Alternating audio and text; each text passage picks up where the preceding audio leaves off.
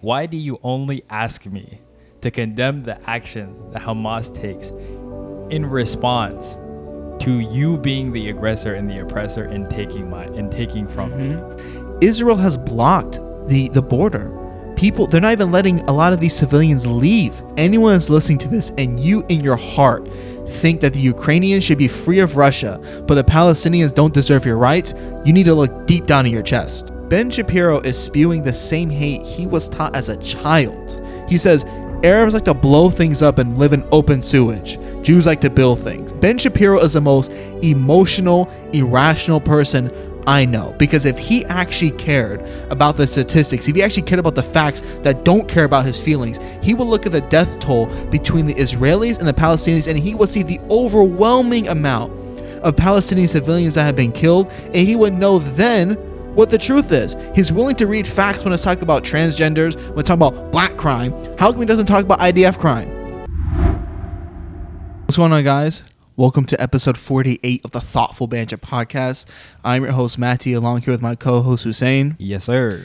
And it's a sucky time, man. Anyone right now who's having a great time has got issues. For real. Like, this, we are in a terrible time on earth right now.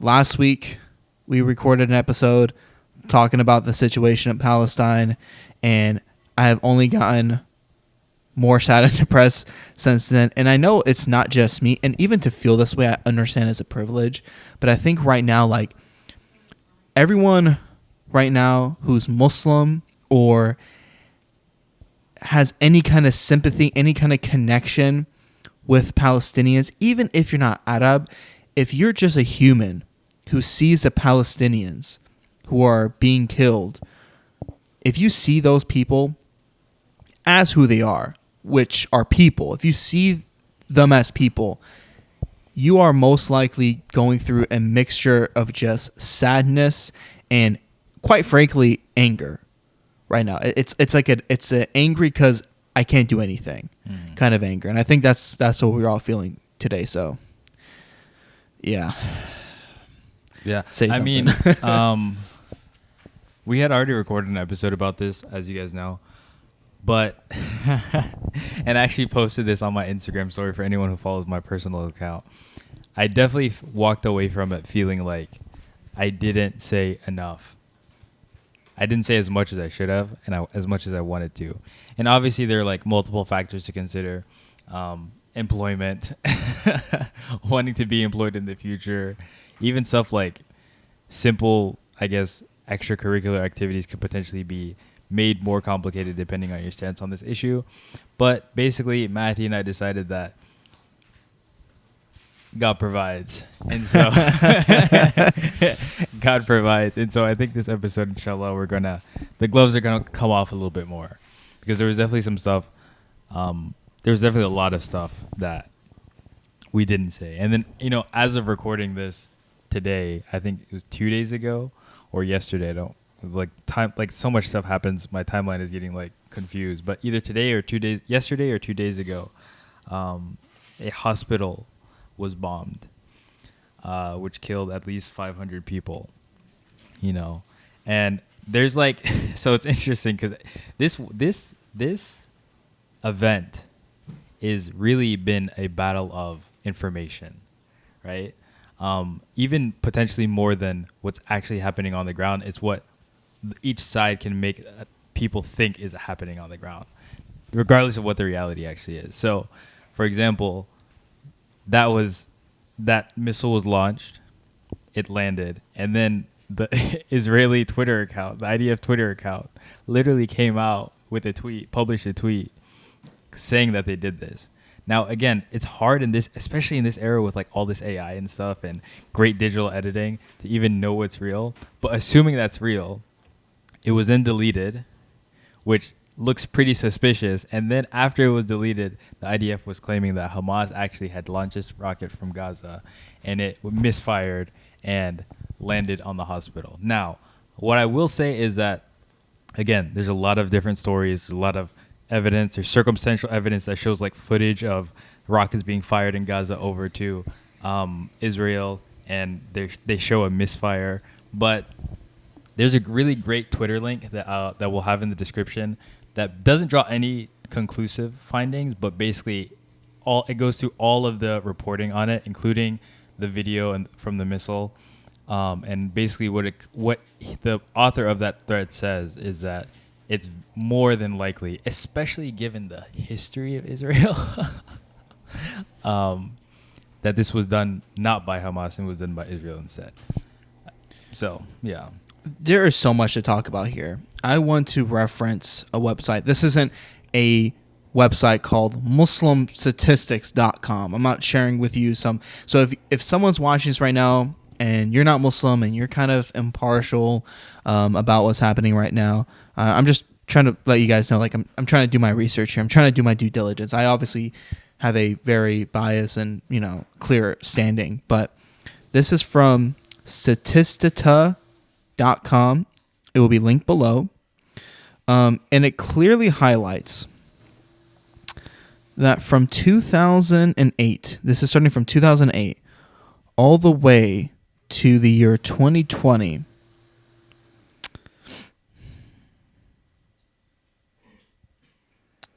where is it? It looks different on the web, on the phone. While you're searching that up, I just want to make, I guess, a couple points. One is a big one, and I think a lot of the times people go onto, like, for example, you've seen all the Piers Morgan talk show interviews recently about this specific issue. So he had Mohammed Hijab, he had Ben Shapiro, and then he had Bassem Youssef, and then he also had the Palestinian ambassador on there as well. And you see all these these questions about from the Western media to these people, to these kind of people, that Muslims or people who represent the Palestinian government, whatever that is, and they'll say, "Do you condemn Hamas? Do you condemn Hamas? Do you condemn Hamas? Do you condemn these actions? Do you condemn these actions? Do you condemn these actions?" And you oftentimes see these people struggling with this question, and what they're struggling with is not that everything Hamas does is okay. It's that, why do you only ask me to condemn the actions that Hamas takes in response to you being the aggressor and the oppressor and taking from me? And how come you never get up here when Israelis come up here, and you never sit up here and say, I condemn the actions of Israel, when they have continuously, for the last several decades, continued to take land, take what is not theirs, and bomb indiscriminately and kill indiscriminately babies, grandmothers. Oh, they were taking out grandmothers. None of this is good. That's not a good thing. I'll say it. That's not a good thing. But do you think a baby's head stays affixed to its body when a bomb goes off? No. The answer is no. It's a warped. That's what you're saying earlier is like a battle of information. I feel like anyone who's paying attention right now gets this. There is a battle for the minds. There's a battle for how we're trying to make people feel about this. And right now, I think where most Americans lie about this issue, I think most people, and I don't know, but I feel, based on comments, based on online interactions, is most people are like seeing this issue as, damn, sucks. Both of these people can't get along. I just want the killing to stop. Which, you know what? That's fair in the sense of, I think that's a human perspective.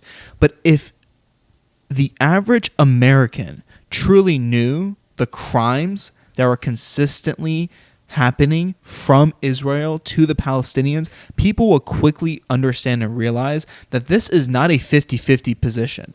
This is not a situation like America versus Russia, America versus China.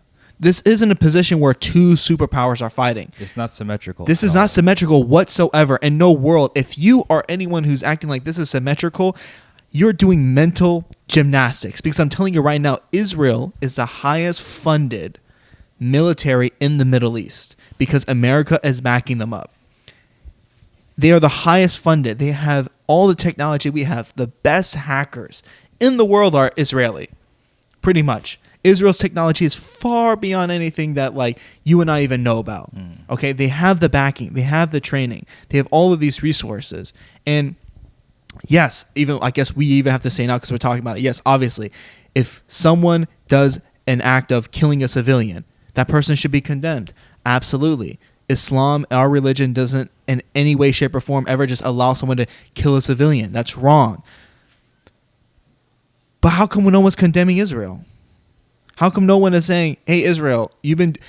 And I have the statistics, by the way. Again, I'm going to reference a site. But and this is just from 2008 to 2020, 251 Israelis have been killed. I want you, the audience, just to guess what the number of Palestinians... These are confirmed deaths. This isn't talking about people. This isn't accounting for people who are buried underneath so much rubble no one can even find them, can't even identify them. People who are blown up into bits. How do you identify bits of a person? 251 Israelis, 5,590 Palestinians.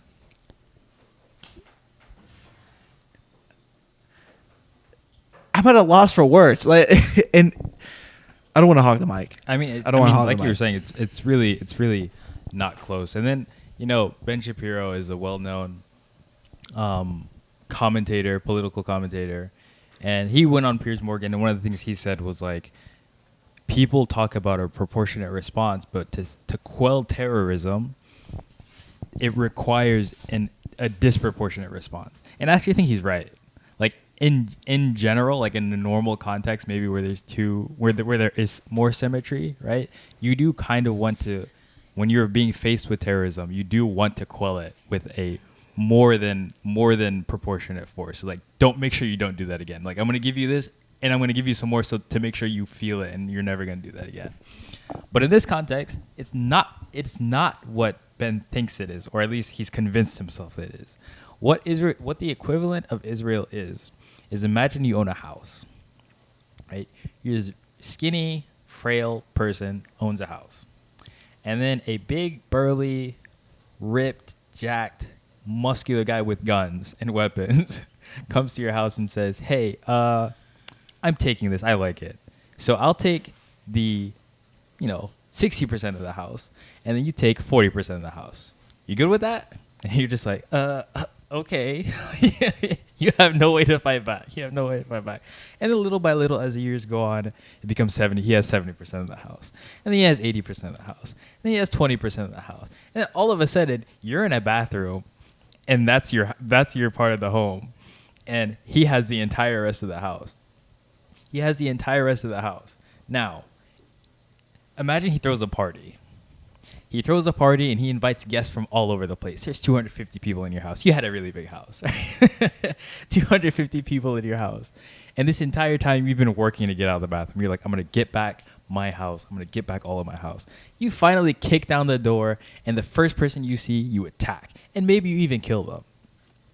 Now, did that person have anything to do with the person who stole your house? Maybe, but probably not. He was probably just one of 250 guests that were invited and had no idea about the origin of this house, right? So does it make that killing correct? No. But we need to go all the way back to the beginning to talk about who's right and who's wrong. In that instance, yes, that person is right, but that person is fighting back for something that belongs to them. This is not, and again, there is no symmetry here. This is not terrorism. This is me trying to get back what's mine. There are actions that can be taken along that path that are not correct. Condemnable actions. But we have to take it back to the beginning. The thing that caused the situation to begin with was an illegitimate, incorrect encroachment into my property, my land, that's something that belonged to me. This was a really long-winded thought experiment, but I hope it gets across, because that is effectively what Israel is. And the scrawny kid that broke out of the bathroom every now and then, it broke out of the bathroom, threw a rock at a dude, right? It's effectively what Palestine is. These people are not on an equal playing field. It's not even close. And again, and I don't want people to looking at this and thinking that it can only be one way or only be another. Two things can be true. It can be true that Hamas or whoever should not have gone in there, dragged out grandmothers, dragged out babies, and killed them. That can be true. And it can also be true that without Israel, none of that would have happened to begin with. I think also a lot of times, right now, I believe people are purposefully trying to distract from the point heavily. People are trying to make this a Jew versus Arab issue. It's not a Jewish versus a Muslim issue. This is not a religion war. This is not what that's supposed to be. People are making it out to be that way, so people can pick sides, so people can start not thinking straight. But this is simply a matter of truth and justice. This is simply a matter of what's right, what's wrong.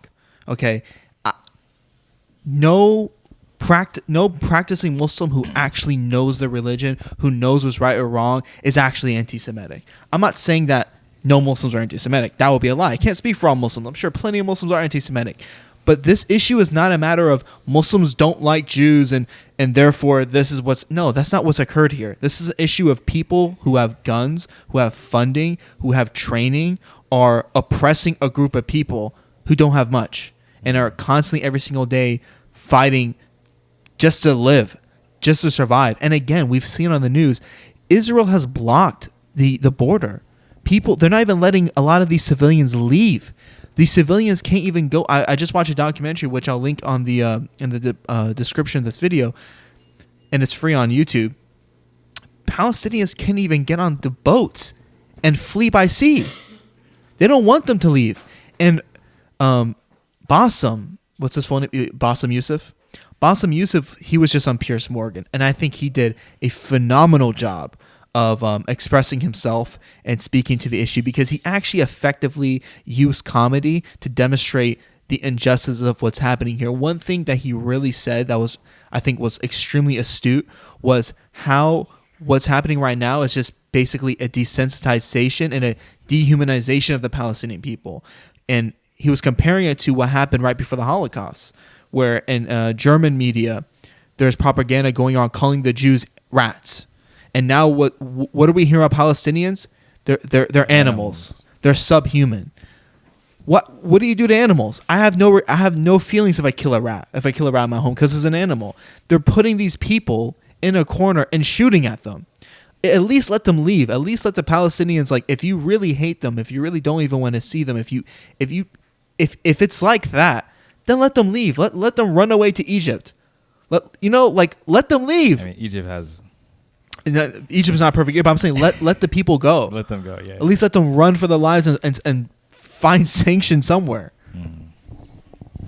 Yeah, I mean, I think this is like a classic tactic used by any major oppressive body or movement. It's that dehumanization that you were talking about. So you mentioned that Bassem Youssef mentioned the dehumanization of Jews during the Holocaust. You have slavery, which was slaves were very, like in America, slavery in America, very much dehumanized. They were treated as animals. They were thought of as animals. No one took their concerns seriously. And then now you have this. So it's like this continuous, even the Native Americans, when Perfect the Mayflower example. first came here. Perfect example. Savages, animals. Savages. They didn't wear clothes. They didn't do this. They didn't do that. This is consistent thread throughout history for any oppressive movement, is that you start degrading the dignity of the human being. You start degrading the dignity of the human being, and that should be a sign for anyone who's watching. An instant sign for anyone who's watching is, how are they speaking about the people that they're against? Yeah, and like, did I cut you off? No, you're good. I think a great example is that it's an oversimplification of humans. Again, like, we only look at, any Palestinian who does any harm to Israeli is labeled as a terrorist. This word terrorist, this is the brown people word used to describe brown folk that the West doesn't like. It's like, it's by no means as heavy as the N word, but I'm trying to say it's like that dehumanization, right? They came up with, even the way they talk about like deaths, right? Israelis have been killed or are killed. And then for Palestinians, it's very much passive voice. Oh, they have died. And it makes you think, this is on, I know exactly what you're talking about. This is on every single news channel I've seen that's a Western news channel. Who's writing all the same scripts, bro? Y'all ain't seen the connection? Y'all acting like it's just a coincidence that Fox, that CNN, MSNBC, all of these channels are saying the exact same narrative. And Piers Morgan is like the only person who I've seen like who's like on Western media who's at least, maybe talking to some people. But even then, there is this narrative that's leaning towards one side. Mm-hmm. Even when they're talking about deaths of Palestinians, they say have died. What do you mean have died? Are you talking about deaths of COVID?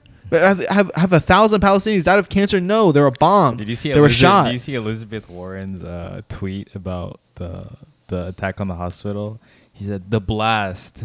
She just said the blast, like it's a meteor, like it's just a meteor or a random. He's like, I'm so saddened by the blast that occurred at the hospital in Gaza. Like, the strike, the explosion, the bomb, Israeli airstrike. The Israeli air. It's funny if Palestinians had sent an airstrike, it would have been a Hamas terror attack, nuke, hit a building. And again, the point. Let me reel it back. The point I was trying to make was we're talking about dehumanization here. And it's just like it's sick and it's wrong. And it doesn't matter if it's happening to a Muslim. It doesn't matter if it's happening to an atheist. You can't just dehumanize people and act like these people don't have dignity, like these people don't have rights, that these people are just mindless animals, like you said. Like we're just trying to make them like mindless beasts. Even just calling someone a terrorist just because they don't align with their own interests is very interesting. We have right now what's happening in Ukraine and Russia, right next to Palestine and Israel. Not right next, literally, but they're right beside each other. You mean like concurrent events? Concurrent events. Yeah. And Ukrainians are what? Freedom fighters. The Ukrainians are rebels, right? In the good sense. And Russia is this big old bad guy. How come the Ukrainians aren't terrorists? Listen, I think Ukraine should be free from Russia. Those are the people that have their own rights. If anyone is listening to this, and you in your heart think that the Ukrainians should be free of Russia, but the Palestinians don't deserve your rights, you need to look deep down in your chest. Because there's something not matching. Because in your mind, you've made the Ukrainians human beings, which they are. You've made Russia just this evil big monster force. But for some reason, it's not the same when it comes to Palestine and Israel, which has been going on for way longer. At least Ukraine has the funding of the world's largest military superpower. Literally. It's by no exaggeration. Superpower. Yeah. We are literally the world's largest military superpower. We can swing on anybody. Anybody. We have so much smoke to give.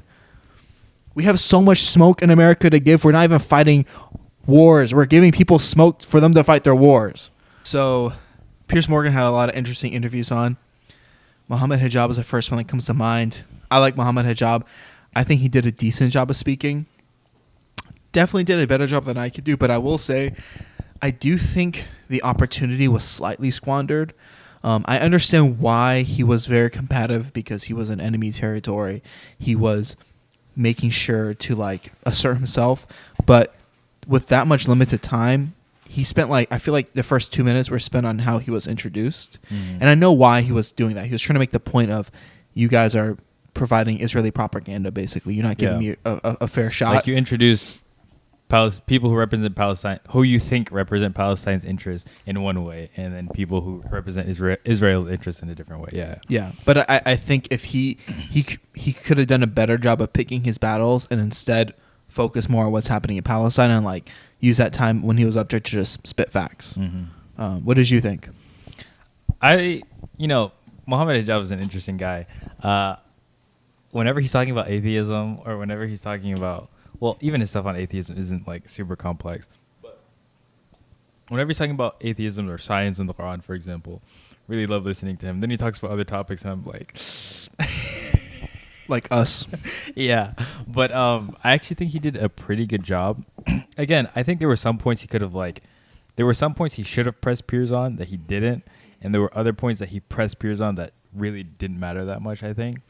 So, for example, I think when he said to Piers, let's talk about, can Israel even be the victim of terrorism when they're in a posture of aggression, right? When they're in an aggressive posture.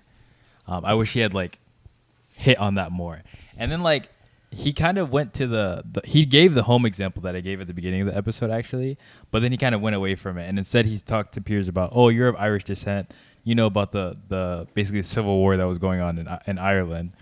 Would it have been okay if this party did this to this party or said this about this party in reaction to something that they had done? And I think it was just too like, it was too, I don't know exactly what it was, but it was too something, and so Piers kind of easily brushed past it and wasn't like pressed as hard as I think he could have been. Whereas like the house thing is like really, really like easy to relate to. Very tangible. Intangible, yeah. Very easy to relate to. It's like, oh yeah, if someone came into my house, like I'd have an issue with that. Right? Yeah. And if someone put me in a closet and said, this is what you're saying now, I'd have an issue with that. And if I finally tried to fight out of my closet and accidentally hurt someone or accidentally killed someone in the process, or even if I did it purposely, does that make what I did right? No. But do the circumstances of how I got there make what I did understandable? Absolutely.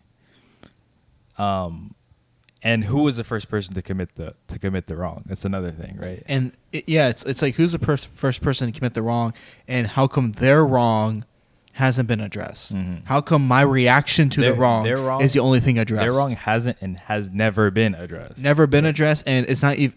Yeah. Yeah. Like it's not even addressed. Like no one's even.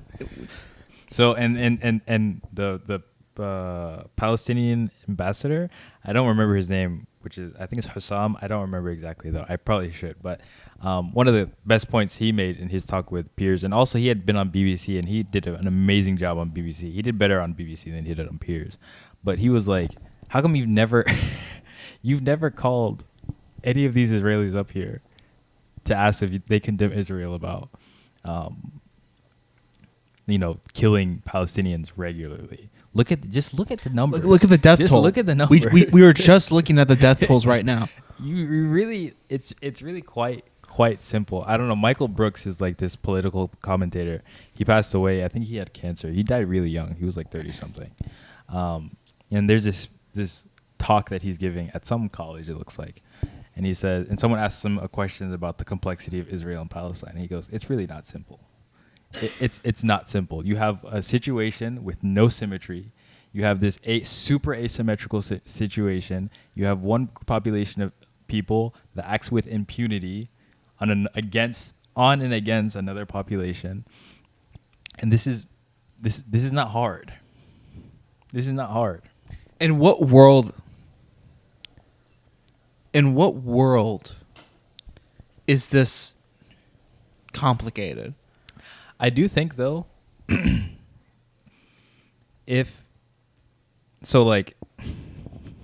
have my passionate side and then I have like my pragmatist side. And I'll say, I do think if the goal is to get people on board with the cause and the plight of the Palestinians, then at least in the ways discussed on social media, I think there needs to be some kind of shift. Right, because a lot of Americans, a lot of regular people, they're only consuming what they see in the media.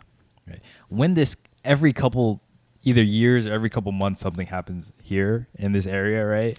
They're generally either not thinking about it, don't know anything about it, don't even know the history about it, the history of Israel. All they know, it's like, oh, a lot of Jews live there, and they say they have a claim to that land.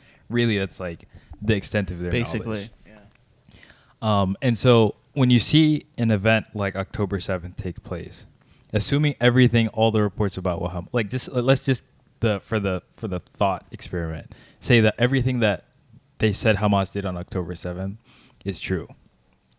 And then you go on social media and you see people who support Palestinian rights and are against the disproportionate, heavy-handed retaliations that Israel oftentimes levies at really, okay, this was maybe a bigger event, but in the past, sometimes it's been as simple as someone throwing a rock, right? And then getting killed, for example. And so you see that you have no kind of background, you have no kind of knowledge.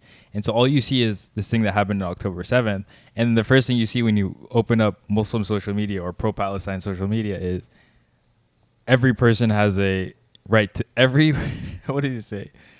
Every action that Hamas does is an example of decolonization in action.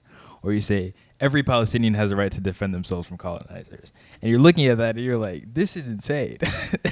As a person who has no like context, you're like, how are people just saying that these things that happen are okay because of the situation that's here, or okay because it's decolonization in action? Like, most people don't even know what that means. Like, when you say that, what do you even mean?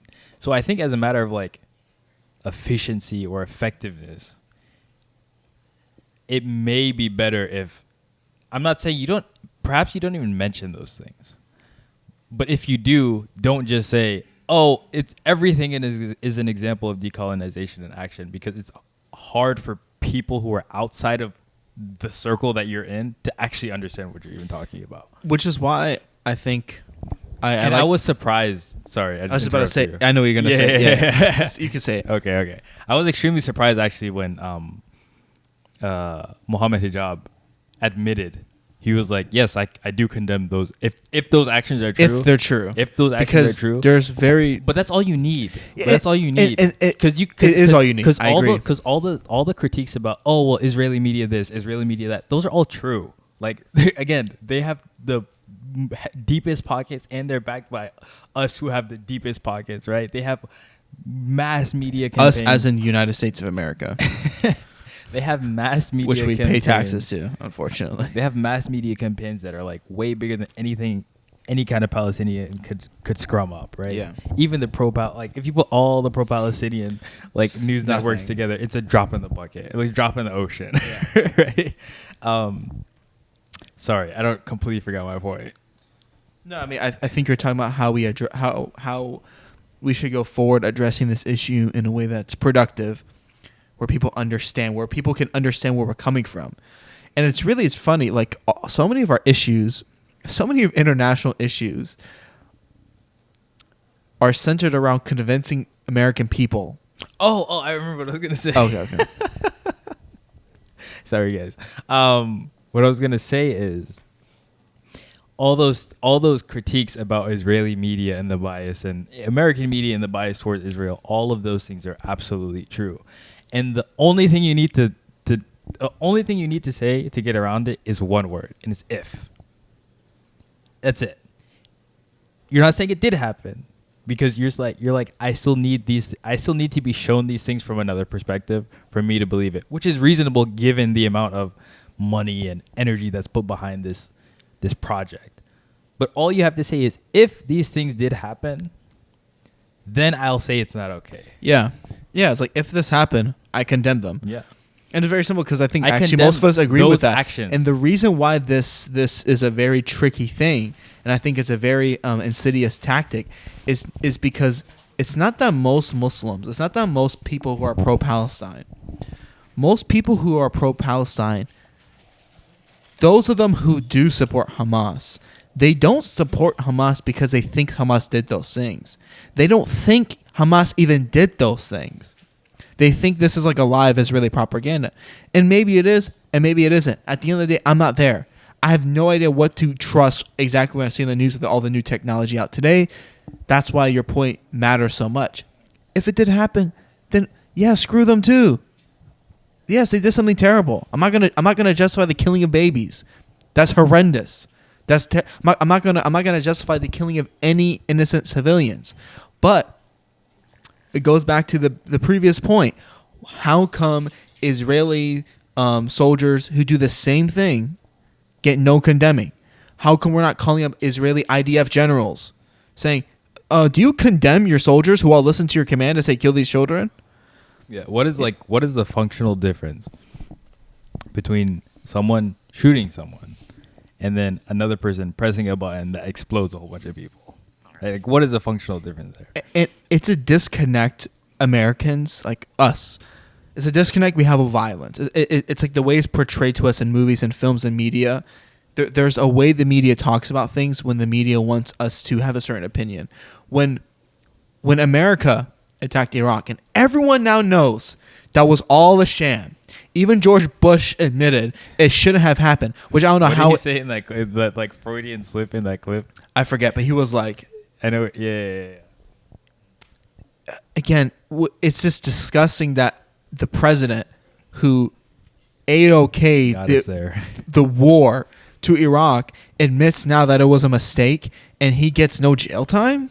You know how many... Iraq is still suffering, but... What's my point? Let me back up. I think you were just talking about how it's really just... yeah. When our soldiers are in Iraq and they have to kill people, it's like, you know, they neutralize insurgents. They secure the area. They secure the zone. Do you know what secured means in Western media? It means they shot up.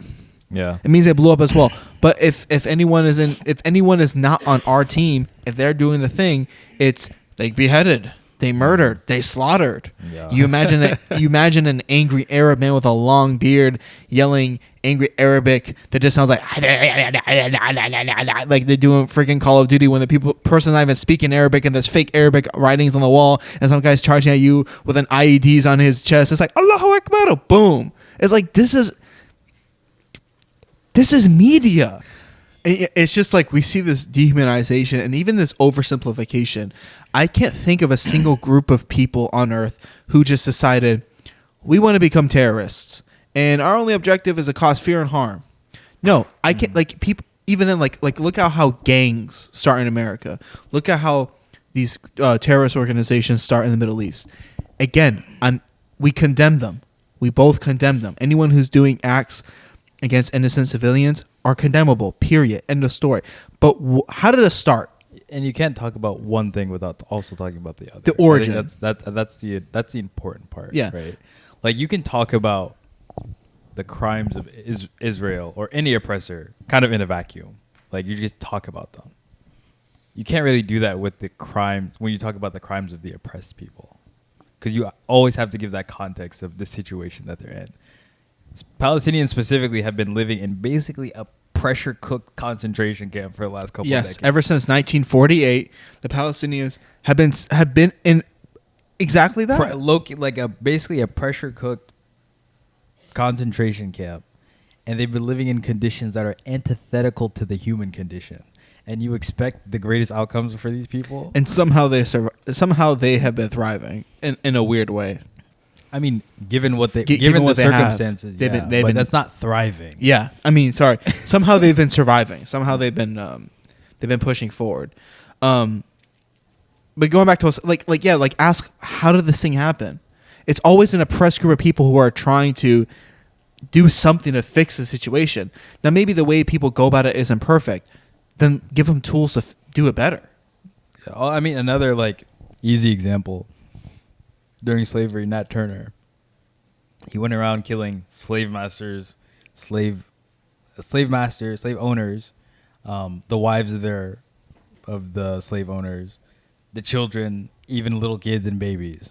Right now, we can say confidently, probably killing babies is not a good thing. Killing babies is not a good thing. Definitely not a good thing. Right, yeah. We can confidently say that. Yeah. But we also can't talk about that event happening without talking about the decades and decades and decades and decades of abuse that his ancestors went through, his great-great-great-great-great-grandparents went through, his great-great-grandparents went through, his grandparents went through, his mother went through, he went through, his siblings went through. None of that can be discussed. None of his crimes can be discussed without all that context and background given. Because guess what? If it wasn't there, it probably wouldn't have happened. Yeah, and it's kind of silly to play counterfactual, this wouldn't happen, is it? Games. But you can actually say hey, if slavery didn't happen, he wouldn't even have been on the continent to commit the crime. Yeah, or at least if they weren't enslaved, yeah. I think it's funny because when we go back to the eras where all these revolutions happened, the civil rights movement in America, at the time our government was. The civil rights movement was literally the people against the government. Mm-hmm. Then it happens, and then we study it, and then the same government who assassinated Dr. Martin Luther King give us a day off. Mm-hmm. Give us a day off for him. Mm-hmm. And they build a monument for him. Does him anything. Nelson Mandela was a terrorist. Nelson Mandela was literally a terrorist. He won. All of a sudden, he's a freedom fighter. He gets brought to America. He gets pictures with Obama. And then meanwhile... at his funeral, Obama and Hillary Clinton are taking a happy selfie. You seen that picture, right? It's like everyone's crying at Nelson Mandela's funeral, and Obama and Hillary are like cheesing, taking a selfie because they think no one's watching. It's like interesting. Y'all really cared. We live in a fake world, man. Yeah, I think as a nation, we have a pretty bad track record when it comes to these things. It's what's gonna happen is either two things, in my opinion. This can't keep going on for that long. Like either I don't want to say it, but either Israel decides to just flatten Gaza completely, carpet bomb them, kill everyone, and God, I hope that doesn't happen. But that happens, and when they get their win, then there's going to be,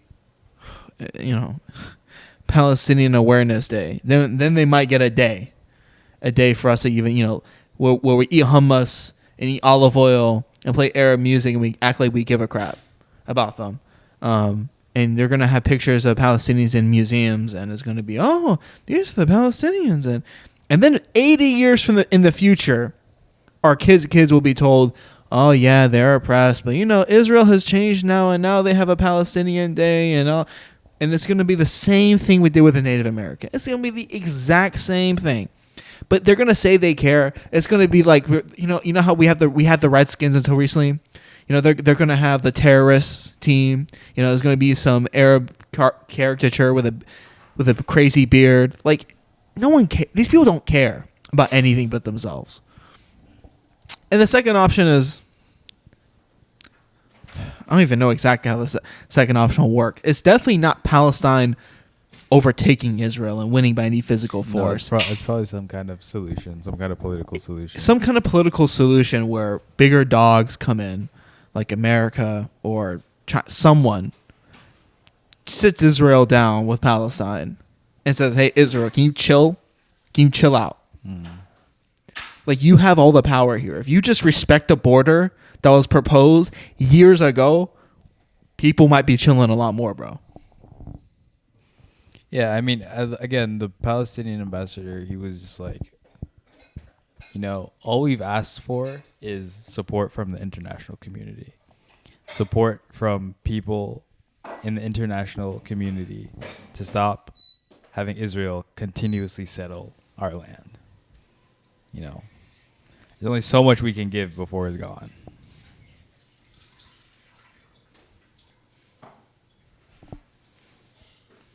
Unfortunate. It is depressing. Bassem, you didn't talk about Yusuf, Bassem Yusuf, Pierce Morgan. Yeah, I mean, it was more of like he ate. It was a lot of the same things we're saying now, right? It was just delivered funnily because he's a comedian. I think he is a comedian. He's amazing. Yeah, he ate. And he was making a lot of dark humor jokes to emphasize the point of what he was talking about, and I think it was really effective. Extremely, and you can see Pierce Morgan felt very uncomfortable. He was like, "I see the dark humor." He's like, no, it's dark. It's not dark humor at all. Let's just kill all of them, right? Because that's what you think the solution is. Let's just have them all killed. I think Israel has a right to defend himself. He kept saying that, and again, I wish Mohammed Hijab just pinned him down to the wall, when he said that. How are they defending themselves when they're the aggressor? That is no different from saying the rapist is defending himself when the person that he's raping attacks them.